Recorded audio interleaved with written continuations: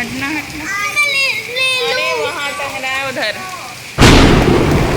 छाता बता दे इसको। बेटा थोड़ा तसल्ली से देखो, यहाँ टंग रहा है। हाँ बाथरूम में टांगेंगे ना।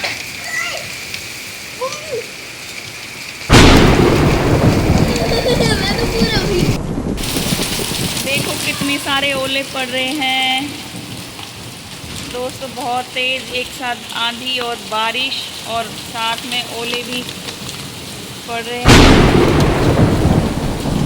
बहुत मोटे मोटे, अभी छोटे छोटे हैं, ये मोटा साइज इसका चेंज होता जा रहा है ओलों का।